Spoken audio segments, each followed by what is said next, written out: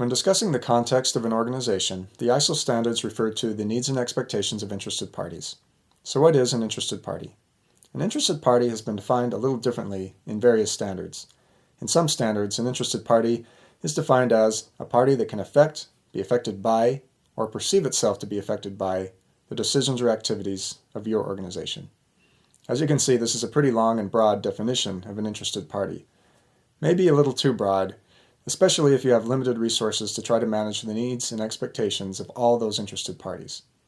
If that is the case, may I recommend that we focus on a subset of the interested party, that is, the relevant interested party. Here is the definition of a relevant interested party: a party that presents significant risk to organizational objectives if their needs and expectations are not met. ISO has stated that it is important to consider all relevant interested parties.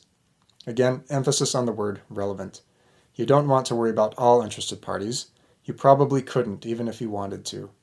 You want to manage your relevant interested parties. Remember, relevance depends on the scope of your management system. Your list of relevant interested parties for a quality management system will be different than your list for a health and safety management system, although there would probably be some overlap in categories such as owners or customers. As a side note, you may sometimes hear people use the term stakeholder instead of interested party, or stakeholder requirements instead of the longer needs and expectations of interested parties. I use these terms interchangeably. Whatever term or definition you use, make sure you consider the needs and expectations of all relevant interested parties. Why? Because you need to know what expectations are before you can meet them.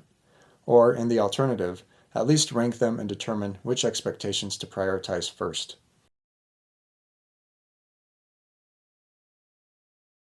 Examples of interested parties may include customers, owners, shareholders, investors, suppliers, affiliates, regulators, trade groups, unions, competitors, social and pressure groups, auditors, and so forth. Often the needs and expectations of interested parties are logged on a stakeholder matrix, or a register of interested parties, or some other similar document. The document usually lists the stakeholders and their requirements, as well as some kind of ranking system, and specific plans for how you will meet relevant stakeholder requirements. Each stakeholder may be treated individually, or stakeholders may be treated according to a category. Here is an example. In this example, we see that stakeholders are treated in categories, customers, suppliers, and so forth, and that needs and expectations have been identified, that a PI, or power interest ranking system, is being used, and that the categories of stakeholders have been assigned a priority level. If the organization wanted to treat some individual stakeholders differently, let's say for example their biggest customer, ABC customer, then it might still list customers as a general category, but it may also list ABC customer individually, and list that customer's unique requirements and assign a different rank and priority to that customer than to the general category. A stakeholder matrix is just one way to document this information. Other ways are discussed in other videos. For now, just understand that ISO requires you to identify, monitor, and respond to relevant stakeholder requirements.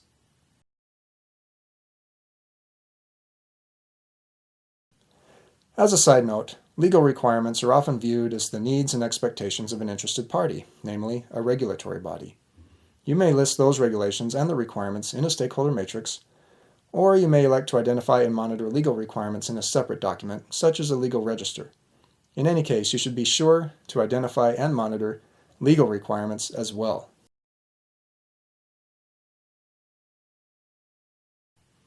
So in summary, ISO expects you to identify and make plans to meet the needs and expectations of relevant interested parties.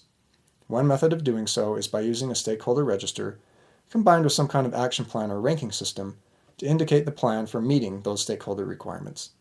However, you do not have to use a stakeholder register. You may use whatever method you like.